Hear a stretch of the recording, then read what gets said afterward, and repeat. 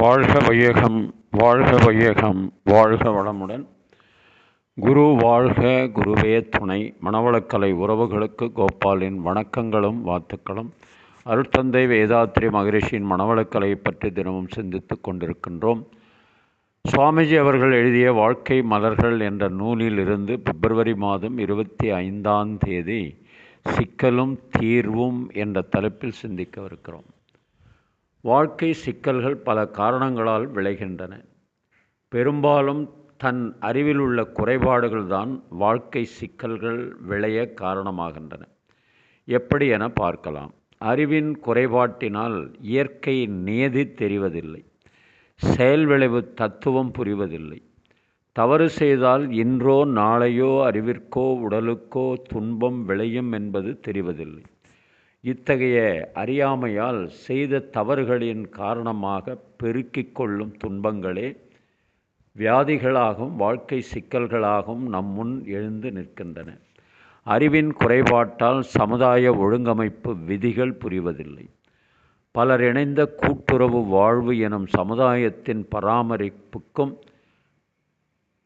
காப்புக்கும் மேம்பாட்டுக்குமான விதிமுறைகளை அறியாமல் அல்லது அவமதித்து அதன் விளைவாக சந்திக்கும் துன்பங்கள் தாம் வாழ்க்கை சிக்கல்களாக மாறுகின்றன. பிறப்புக்கும் இறப்புக்கும் இடையில் உருளும் வாழ்வு எனும் காலகட்டத்தை கடந்து கொண்டிருக்கும் நான் யார் என்று தெரிவதில்லை. என் மூலம் என்ன, என் முடிவென்ன என்பதை விளங்கிக் கொள்வதில்லை. தன்னிலை விளக்கம் பெற வேண்டுமென்று கூட தெரிவதில்லை. அதன் விளைவாக வாழ்வில் பிறவியின் நோக்கமாகிய வீடு பேறு என்ற உன்னதமான லட்சியத்திற்கு இசைவான வகையில் வாழும் முறையை அமைத்து கொள்ளாமல் அந்த லட்சியத்திற்கு இடையூறாக எதிரிடையாக என்னென்ன வழிகள் உண்டோ அப்படியெல்லாம் வாழ்வதால் அந்த முரண்பாடே வாழ்க்கை சிக்கலாக முளைக்கிறது. தன்னிலை விளக்கம் பெற்று லட்சிய வாழ்வு வாழ்வோம். அருட்தந்தை அவர்கள் இதை கண்ணதாசன் அவர்கள் கவலை என்ற நிலை அடிப்படையில் ஒரு கவி எழுதியிருப்பார்கள், நினைவுக்கு வருகிறது.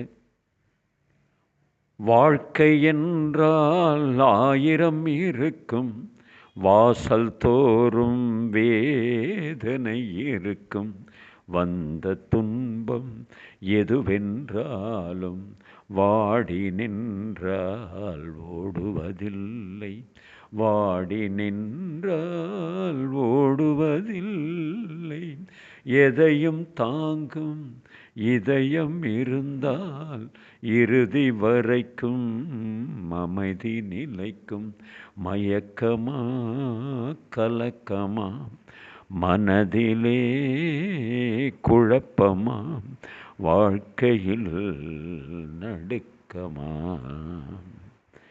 ஏழை மனதை மாளிகையாக்கி இரவும் பகலும் காவியம் பாடி நாளை பொழுதை இறைவனுக்கு அளித்து நடக்கும் வாழ்வில் நிம்மதி தேடு, நடக்கும் வாழ்வில் நிம்மதி தேடு, உனக்கும் கீழே உள்ளவர் கோடி நினைத்து பார்த்து நிம்மதி நாடு, மயக்கமா கலக்கமா மனதிலே குழப்பமா வாழ்க்கையில் நடுக்கமா.